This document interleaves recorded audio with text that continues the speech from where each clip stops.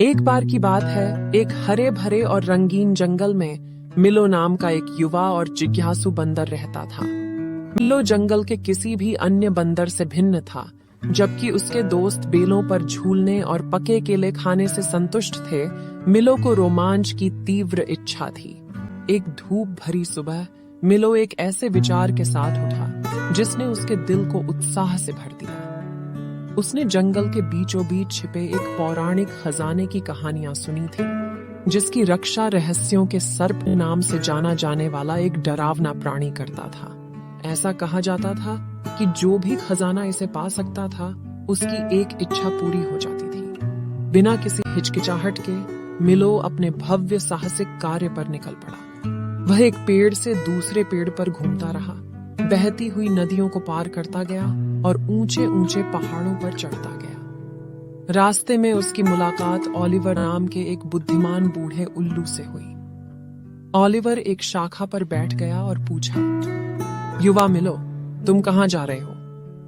मिलो ने उत्तर दिया, मैं पौराणिक खजाने को खोजने और एक इच्छा पूरी करने की तलाश में हूं। वे कहते हैं कि यह रहस्य के नाग द्वारा संरक्षित है।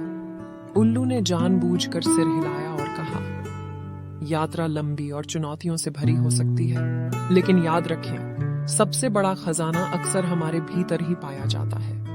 ज्ञान के उन शब्दों के साथ मिलो ने अपना साहसिक कार्य जारी रखा। उन्हें कई बाधाओं का सामना करना पड़ा, जिनमें फिसलन भरी लताएं, शरारती बंदर और एक उफनती नदी के ऊपर ऊंचा बहने वाला जर्जर रस्सी का पुल शामिल था। लेकिन प्रत्येक चुनौती ने उसे अपने लक्ष्य तक पहुंचने के लिए मजबूत और अधिक दृढ़ बनाया। एक दिन जंगल के बीचों बीच मिलो ने एक मधुर मधुर धुन सुनी। उन्होंने ध्वनि का अनुसरण किया और सुर में गाते हुए रंग बिरंगे पक्षियों के एक परिवार की खोज की। वे मेलोडी के संरक्षक थे और उन्होंने मिलो के साथ अपना सुंदर गीत साझा किया, जिससे उसका दिल खुशी से भर गया। मिलो को एहसास हुआ कि जंगल पक्षियों के मंत्र मुग्ध कर देने वाले गीत की तरह छिपे हुए खजानों से भरा हुआ था। वह अपने आसपास के चमत्कारों की सराहना करने लगा, जीवंत फूलों से लेकर रात में जगमगाते जुगनुओं तक। अंत में कई दिनों की यात्रा के बाद मिलो जंगल के बीचों बीच पहुंच गया, जहां एक शानदार झरना एक क्रिस्टल स्पष्ट पूल में गिरता था और वहां एक चमचमाती संदूक के चारों ओर लिपटा हुआ रहस्य का सांप था। सांप ने सौम्य शांत स्वर में कहा, तुमने बहुत साहस दिखाया है और अपनी यात्रा में बहुमूल्य सबक सीखे हैं। अपना प्रश्न पूछो, युवा साहसी, और खजाना तुम्हारा होगा। मिलो ने बहुत देर तक सोचा। उसे एहसास हुआ कि सबसे महत्वपूर्ण खजाना वह ज्ञान था जो उसने रास्ते में हासिल किया था।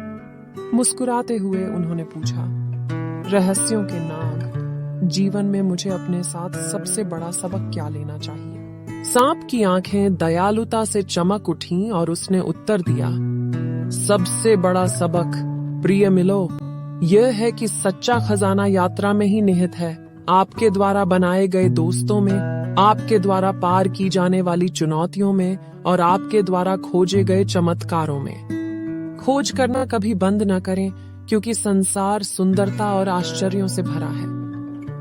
तृप्ति की भावना के साथ मिलो ने खजाना पीछे छोड़ दिया और अपने जंगल वाले घर में लौट आया।